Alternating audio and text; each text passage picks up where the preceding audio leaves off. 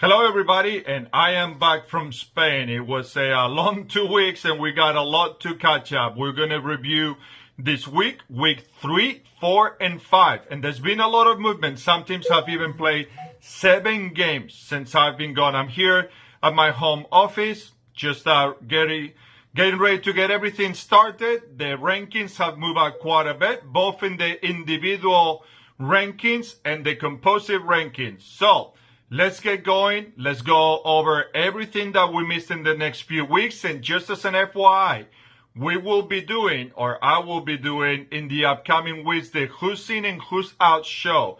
In this show, I will talk about which teams are looking like they're out of the national championship, which teams are looking like they're in, and then the overall possibility of teams starting to recruit very early in the process. If you are a student, you got to take advantage of that as soon as possible. Let's go over the rankings for the week 3, 4, and 5.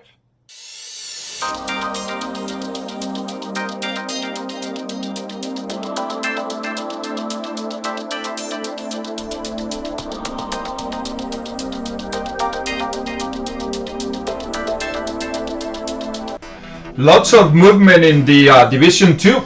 The World Life College Huskies just made it for the first time this year. Fairly strong week. 2 wins, 1 tie, 2 losses, and because of the strength of schedule, they move on to the top 10 rankings for the first time this year. Christendom College stays around the 9th spot. They moved down a little bit, but they've been consistently strong. Good strength of schedule. A good week, and they have a tie record right now, so any game is going to make a big difference for them. Another newcomer, Central Maine Community College, very strong 2 weeks while I was gone. 5 wins, 1 loss, yearly record 6 wins, 1 tie, 1 loss.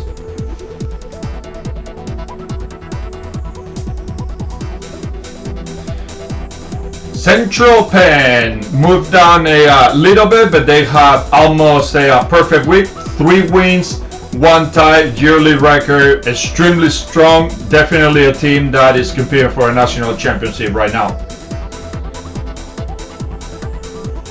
And the Southern Maine Community College, biggest movers from the last 2 weeks. Almost perfect. 6 wins, 1 tie, yearly record, very strong. Strength of schedule, super strong as well.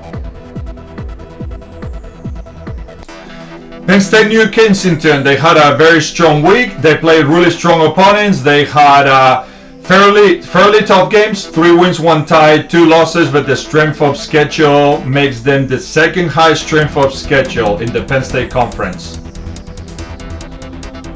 Cincinnati Clermont, 2 wins, 1 loss, but they remain one of the teams that are vying for a national championship. They have played against very strong opponents, and they have 7 wins on the year.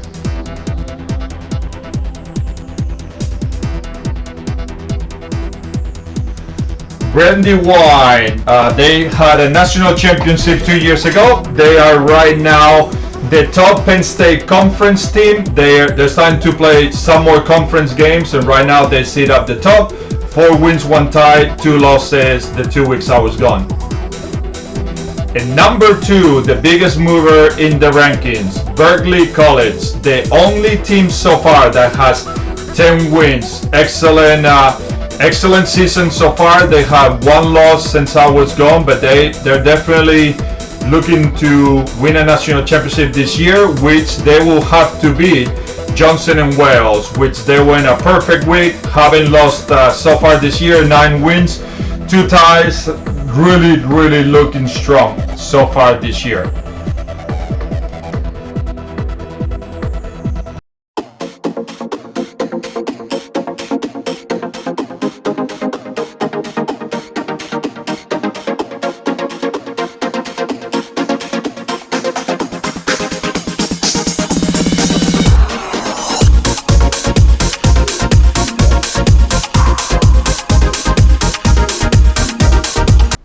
At the USCAA Division 1 level, there's not as much movement because there's less teams, but The Manor Blue Jays were able to pull up an even keel week, 1 win, 1 loss, 2 ties. The yearly record is still under improvement, but they're up in the top 10 in the national rankings. Stanton University, they had a rough week. They need to pick up their yearly record. It's fine, but they need to pick up a few more wins to be able to compete at the national level. Salem University moved down. 3 ties, 2 losses, yearly record, just 1 win. Obviously, Salem plays in one of the top conferences in the NCAA Division II as well, so it is tough. So hopefully in the next few weeks they can pick up a few more wins, which was the case with Brian Strand Syracuse. Only 5 games played for the year, but they got 2 wins, 1 tie, 1 loss, and it's a team that definitely has a lot of good games up ahead to be able to get back in the national rankings top 5. University of Maine Fort Kent only played 1 game, and unfortunately they lost that game, so they moved down in the rankings. But just like Syracuse, a team that is always contending for a national championship, they got a lot more games up ahead in the next upcoming weeks. Atlantis University breaks even, 2 wins, 2 ties. Yearly record is still very strong. They challenge themselves with those teams in Florida. So in the next few weeks, we will see if they can keep being a top 5 team in the country. Shaw University moved down 3 spots. They had 2 wins and 3 losses. Yearly record even keel right now, and they're starting to play some of their toughest games in the division, in the NCAA 2 level, and it could go either way right now with the Bears. Lyon, the highest mover, what a week, 5 wins, 1 tie. They had a losing record, and all of a sudden they turned things around. Outstanding week. I've been gone, maybe I should be gone more often for them. Brian Stroud Rochester, the top Rochester team right now. 1 win, 1 tie, 2 losses. Yearly record still strong, but they're gonna start on the middle of the schedule. It's gonna start getting much tougher in the next upcoming weeks, especially playing their own branches, which leaves us with Florida National University. Another week, another top ranking. They play 3 games, 2 ties, and 1 win, but they have by far the hardest strength of schedule in the Division 1.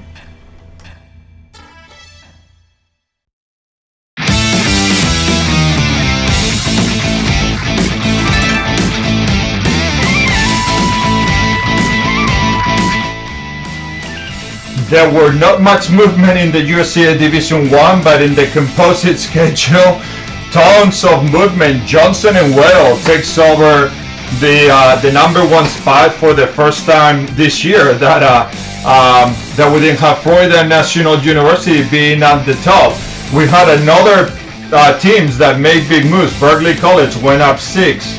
Lyon College moved up 11, the biggest one that we have, all the way to number 7. And Southern Maine breaks into this ranking for the first time this year, moving up 9 spots.